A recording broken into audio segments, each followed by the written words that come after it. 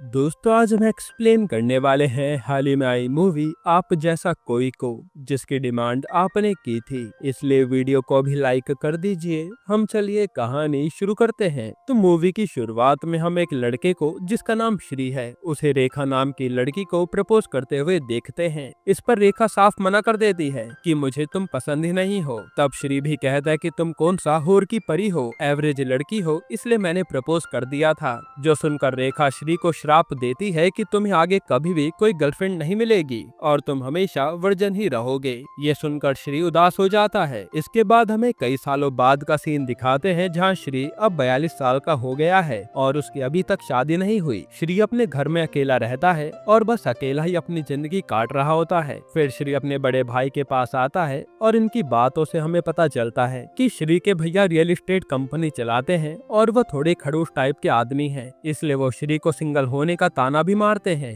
कि कब तक ऐसे ही जीवन अकेला बिताता रहेगा। जो सुनकर श्री चुपचाप चला जाता है।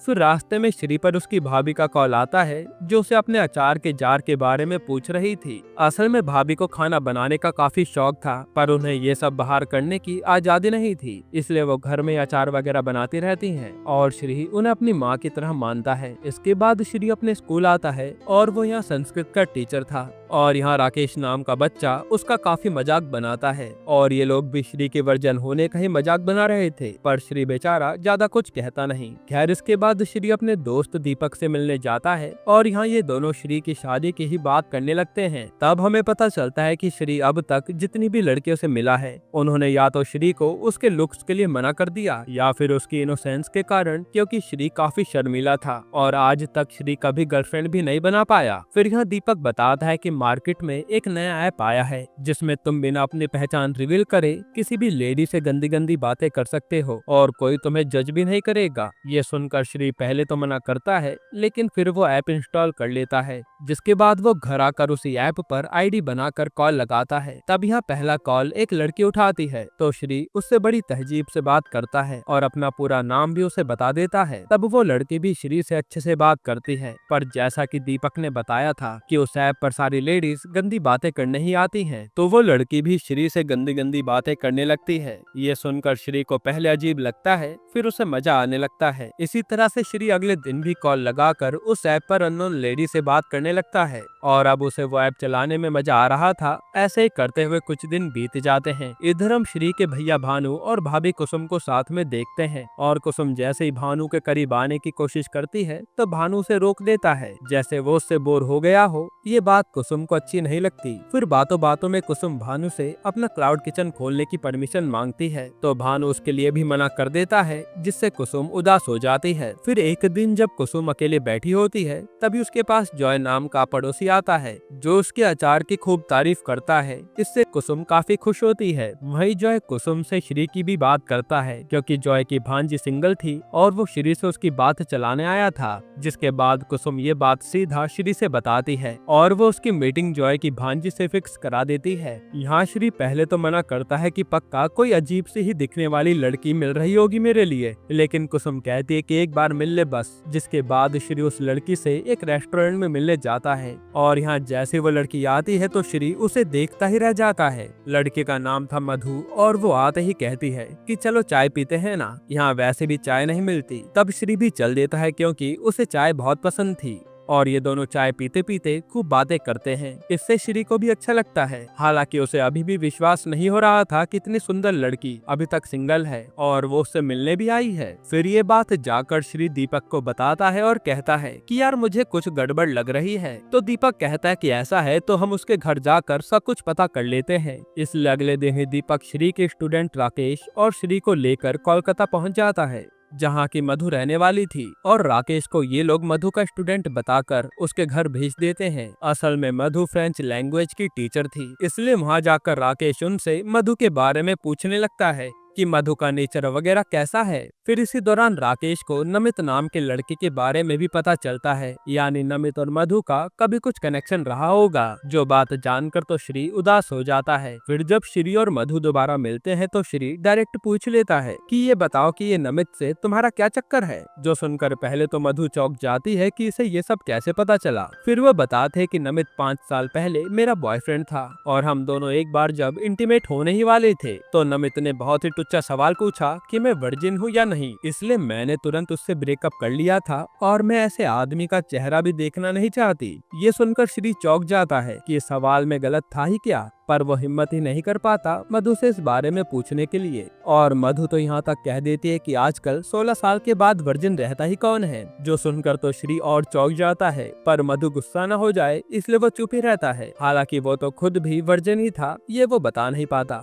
इसके बाद भी श्री और मधु रोजाना मिलने लगते हैं और कहीं न कहीं श्री ने भी सोच लिया था कि वो मधु को ज्यादा जज नहीं करेगा क्योंकि वो उसे पसंद आ गई थी। इसी तरह से कुछ दिन बीतते हैं और ये दोनों एक दूसरे के साथ खूब एंजॉय करते हैं। फिर एक दिन जब श्री अपने भैया के घर पर होता है तो भानु की लड़की निशा कहती है कि मुझे एक ऑफर आया है कंपनी का जिसमें 1 साल की ट्रेनिंग मुझे मिल रही है और फिर मैं अपने करियर में और भी अच्छा कर सकती हूँ। ये सुनकर भानु कहता है कि करियर वगैरह तो ठीक है लेकिन थोड़ा घर का काम वगैरह भी सीख लो, ससुराल जाओगी तो क्या काम करोगी। ये सुनकर निशा उदास हो जाती है और हम समझ पाते हैं कि भानु की सोच आज भी छोटी है, जहाँ वो महिलाओं को घर के काम काज में ही देखना चाहता है। हालांकि ये बात श्री को अच्छी नहीं लगती। इसके बाद श्री और मधु की फैमिली आपस में मिलते हैं और ये लोग इन दोनों की शादी तय करने आए थे। यहाँ दोनों ही परिवार एक दूसरे के साथ कंफर्टेबल हो जाते हैं और वहीं श्री और मधु एक रूम में बात करने आए थे। तब बातों बातों में ये दोनों करीब आने लगते हैं और जैसे ये किस करने वाले थे तब यहाँ चाय लेकर कुसुम आ जाती है और ये दोनों कुछ कर नहीं पाते। इसके बाद इन दोनों की शादी तय हो जाती है और दोनों के परिवार काफी खुश थे।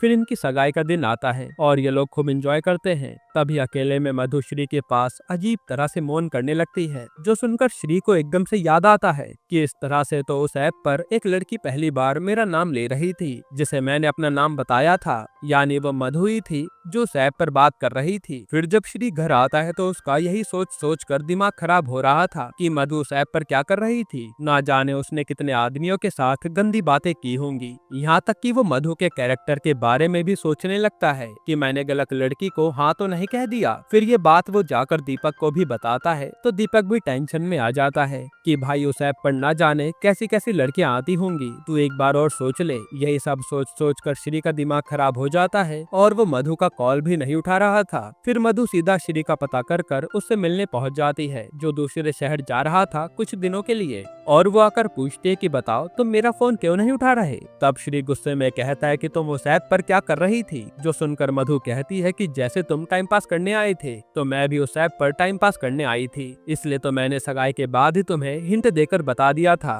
कि मैं वही लड़की हूँ। साथ ही मधु कहते कि जब तुमने ऐप पर मुझे अपना नाम बताया और तुमने मुझसे काफी अच्छे तरीके से बात करी तो मुझे लगा कि तुम दिल के काफी अच्छे हो, इसलिए मैंने तुम्हारी सोशल मीडिया प्रोफाइल निकाली और तुम्हारा नाम सबसे अलग था, इसलिए एक ही प्रोफाइल थी उस नाम की, और पता करने पर मालूम पड़ा कि तुम जॉय मामा के पड़ोसी के भाई हो, इसलिए मैंने रिश्ता भिजवा दिया। ये सब सुनकर श्री थोड़ा इमोशनल हो जाता है, लेकिन फिर उसके दिमाग में अभी भी वही सब चल रहा था कि मधु के ना जाने कितने चक्कर रहे होंगे, इसलिए वो कहता है कि मैं तुम्हारे साथ जिंदगी नहीं बिता सकता। ये कहकर वो मधु से अपनी सगाई तोड़ देता है और उसकी अंगूठी लौटा कर चला जाता है। तब मधु भी देखती रह जाती है। फिर जब श्री घर आता है तो यहाँ शादी की तैयारी चल रही थी, तो वो सबको मधु का सच बता देता है कि वो एक गंदे ऐप पर बात करती थी। जो सुनकर भानु भी कहता है कि तूने शादी तोड़कर सही किया, और वो गुस्से में उस फैमिली से बात करने के लिए जाने लगता है। यहाँ तक कि रास्ते में भानु मधु की फैमिली की बुराई भी करता है कि वहाँ की औरतों के सामने आदमी तो झुक कर रहते हैं तो वहाँ की लड़की तो ऐसा ही करेगी, जो बात कुसुम को अच्छी नहीं लगती। वहीं मधु ने अभी अपनी फैमिली को सच बता दिया था,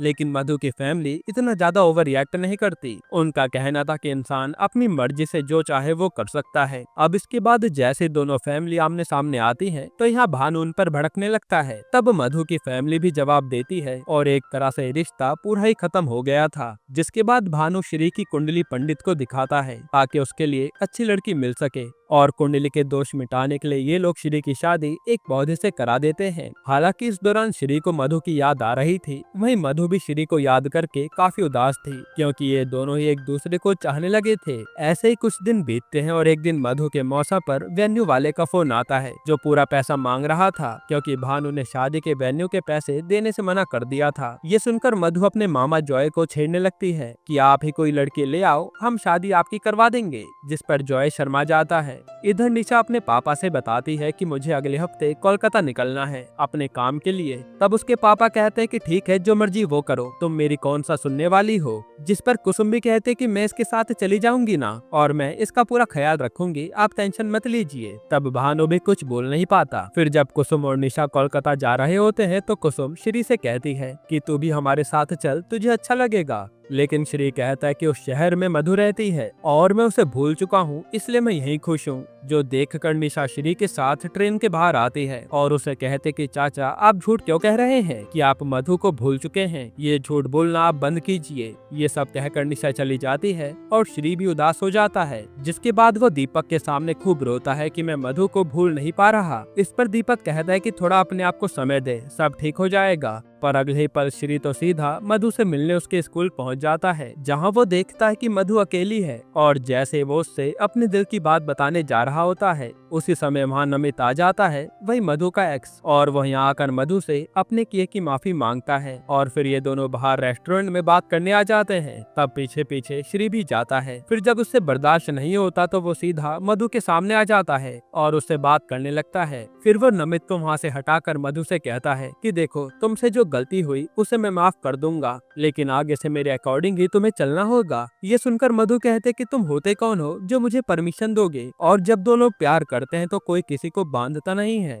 लेकिन तुम तो अभी से मुझे बांधने की कोशिश कर रहे हो। ये सब कहकर मधु चली जाती है और श्री देखता रह जाता है, क्योंकि वो तो अभी भी अपने ईगो में था। तभी उस पर भानु का कॉल आता है कि हम कोलकाता आए थे एक प्रॉपर्टी देखने के लिए, और तुम्हारी शादी के वेन्यू का पैसा भी भरना था, इसलिए श्री उसे टैक्सी में लेने जाता है। और जब ये लोग वहाँ से जा रहे होते हैं तो रास्ते में देखते हैं कि कुसुम तो जॉय के साथ कहीं घूम रही है। ये देखकर तो भानु के होश उड़ जाते हैं, क्योंकि कुसुम तो निशा का ख्याल रखने के बहाने यहाँ आई थी। फिर यहाँ से भानु सीधा उसी वेन्यू पर आता है जहाँ मधु की फैमिली पहले से मौजूद थी। तभी वहाँ कुसुम और जॉय भी आते हैं। तब यहाँ भानु कुसुम से पूछता है कि तुमने मुझे धोखा क्यों दिया। तो कुसुम कहते कि मैं ये सब करने के बारे में सोच भी नहीं सकती थी, लेकिन आपने शादी के बाद मुझे प्यार से कभी देखा ही नहीं और न ही मेरी कभी इज्जत करी। मुझे तो बस एक नौकर की तरह घर में रख दिया और बात बात पर मुझे कभी गाए तो कभी कुछ कहते रहते थे, पर मैंने अगर तुम्हें एक बार भी कुछ कहा तो आपको ठेस पहुंच जाती थी। इस पर भानु कहता है कि तुम मुझे छोड़ रही हो क्या। तो कुसुम कहते कि मैं आपके पास थी कब, आपको तो बस दवाई और खाना टाइम पर मिल जाए बस, बाकी आपको किसी से मतलब नहीं है। और जब श्री की शादी के दौरान मैं जॉय से मिली तो मुझे लगा कि इज्जत और प्यार क्या होता है, जो जॉय मुझे देता था। ये सब सुनकर भानु कहता है कि अभी भी तुम्हारे पास मौका है, मुझसे माफी मांग लो, मैं तुम्हें माफ कर दूंगा। जो सुनकर तो श्री बोल पड़ता है कि भाभी माफी क्यों मांगेंगी, उन्होंने प्यार किया है तो उनकी मर्जी, जो उन्हें ठीक लगे करने दो, और मैं भाभी के साथ हूँ। ये सब कहकर वो सब लोग वहाँ से चले जाते हैं और भानु अपने घमंड के मारे कुछ बोल नहीं पाता। फिर जब ये लोग घर आते हैं तो पता चलता है कि मधु की दादी की तबीयत बहुत खराब है और उनका फेवरेट फेस्टिवल आने वाला है, जिसमें माता की पूजा बड़ी धूमधाम से होती है, पर शायद इस बार दादी वो पूजा ना देख पाए। तब यहाँ खड़ा श्री जॉय से कहता है कि हम दादी के लिए पूजा अभी भी कर सकते हैं, जिससे उन्हें अच्छा लगेगा। इसलिए ये लोग पूजा की तैयारी करने लगते हैं और ये सब मधु देख रही थी, पर वो श्री से आकर एक बार भी बात नहीं करती। हालांकि श्री तो ये सब मधु के लिए ही कर रहा था। फिर जैसे तैसे श्री और जॉय ये सारी तैयारी कर लेते हैं और माता की पूजा देखकर मधु की दादी भी खुश हो जाती हैं। उसी दौरान वहाँ नमित भी मधु की फैमिली से आकर मिलता है और श्री को लगता है कि शायद मधु नमित की हो जाएगी, इसलिए वो उदास हो जाता है। खैर, अब ये लोग माता की पूजा करने के बाद उन्हें विसर्जित करने जाते हैं और तभी वहाँ बारिश शुरू हो जाती है। तब यहाँ मधु को रोक कर श्री कहता है कि आज मैं अपनी गलती मानता हूँ, मुझे लगता था कि मैं अपने भानु भैया जैसा नहीं हूँ, लेकिन कहीं ना कहीं मेरी सोच भी वैसी ही थी। जो मैं तुम्हें जज कर लेता था और सोचता था कि मेरी परमिशन से तुम चलोगी, लेकिन ऐसा नहीं है। और एक बात बताऊं, मैं अभी भी वर्जन हूँ, इसलिए मैंने तुम्हें जज कर लिया था, पर अब मैं वादा करता हूँ कि मैं खुद को बदलूंगा और तुम मुझे सब सिखाना। जिस पर मधु भी कहते कि हम दोनों ही बराबर हैं। ये सुनकर श्री कहता है कि वो नमित का क्या होगा, तो मधु कहते कि उससे मुझे क्या, मैंने तो बस उसे माफ किया था, उसके आगे कुछ नहीं। और ये दोनों फिर एक हो जाते हैं और ये सब पूरी फैमिली देखकर खुश होती है। वहीं हम समझ पाते हैं कि कुसुम भी अब भानु को डिवोर्स देकर जो ऐसे शादी कर लेगी। यहीं पर ये मूवी खत्म हो जाती है। दोस्तों, आपको ये मूवी कैसी लगी हमें कमेंट में बताना। और अगर मैं आपको छोटा सा रिव्यू दूं तो मूवी की स्टार्टिंग बहुत ही अच्छे नोट से हुई थी और मूवी काफी बेहतरीन भी लगी। लेकिन मूवी में ये एंगल कि एक लेडी अपने हस्बैंड को चीट करे, ये मुझे पसंद नहीं आया। हाँ, इसकी जगह ये हो सकता था कि ये लेडी अपने लिए स्टैंड लेती और डाइवोर्स लेकर कुछ करके दिखाती, लेकिन ये चीटिंग वाला एंगल सही नहीं लगा। बाकी आपकी क्या राय है कमेंट में बताना। और इसके अलावा आप मालिक मूवी का एक्सप्लेनेशन चाहते हैं तो कमेंट में मालिक लिख देना, हम ले आएंगे। और अगर आपको हाल ही में आई एक कमाल की मूवी देखनी है तो आप ये वीडियो देख लीजिए।